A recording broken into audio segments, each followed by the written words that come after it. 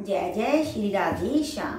कार्तिक का मास बहुत ही पुण्यदायी कहा गया है। इसमें किए गए जप तप दीपदान अनंत फलदायी होते हैं। तो आज हम कार्तिक मास के 26वें अध्याय का पाठ करेंगे। ओम श्री गणेशाय नमः। राधा दामोदर भगवान की जय। 26वां अध्याय। श्री कृष्ण बोले, उज्जैन नगरी में एक धनेश्वर ब्राह्मण रहता था। वह अपने कर्मों को नहीं करता था, पापी और दुष्ट बुद्धि का था। वह रास कंबल चमड़े का व्यापार करता था और झूठ बोलता, चोरी और वैश्यागमन में सुरापान आदि करता था और इसी से वह दुखी रहता था।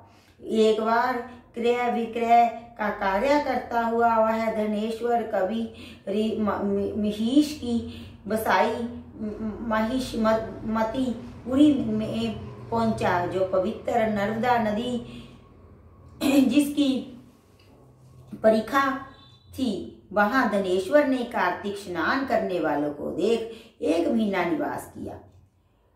माल बेचने के लिए नर्मदा किनारे घूमते हुए उसने स्नान करके जप और पूजन में लगे हुए ब्राह्मणों को देखा। कोई पुराण पढ़ रहे थे, कोई सुन रहे थे, नृत्य गान बजाना, विष्णु के कथा सुनने में व्यस्त थे।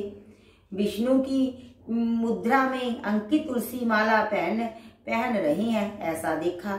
नित्य वहां घूमता, वैष्णव के दर्शन और भाषण सुनता, उसे विष्णु के नाम का बोध हुआ। इस प्रकार महीने भर ठहर कर उसने कार्तिक के उद्यापन की विधि को भक्ति सहित भगवान के जागरण को देखा।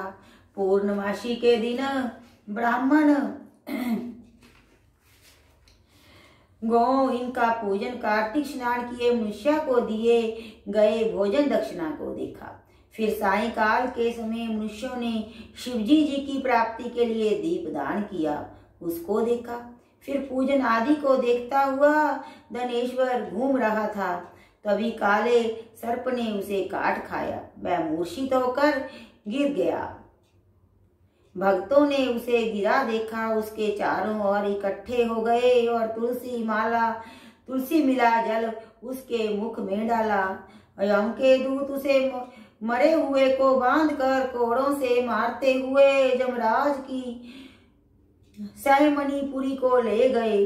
चित्रगुप्त ने उसके सब दुष्कर्म यमराज से कह चित्रगुप्त बोला, इसने अपने जीवन में कोई सुकर्म नहीं किया जो कहा जा सके।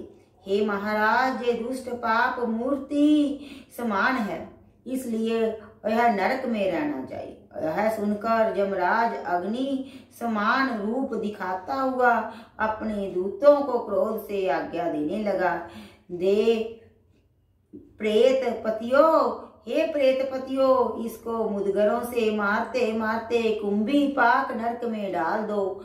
उसके डालने से अग्नि शीतल हो गई, जैसे पहले प्रहलाद को डालने से शीतल हो गई थी। तब प्रेतपति ने विस्मय युक्त हो वह सब वृत्तांत यमराज से कहा। यमराज प्रेतपति की बात सुन विस्मय से उनको बुलाकर विचार करने लगा। तभी वहां नारद जी पहुंच गए। यमराज ने उनका पूजन किया। उस धनेश्वर को देखकर नारद जी बोले, हे यमराज, यह नरक भोगने योग्य नहीं है, क्योंकि इसने अंतिम समय में नरकों को दूर करने वाला कर्म किया है।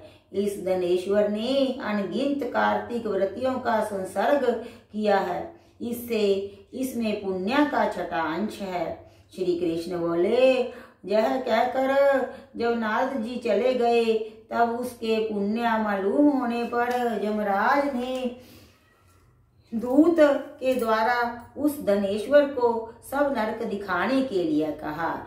इति कार्तिक महात्म 26वां अध्याय। वो राधा दामोदर भगवान की जय। कार्तिक मास की जय। चल।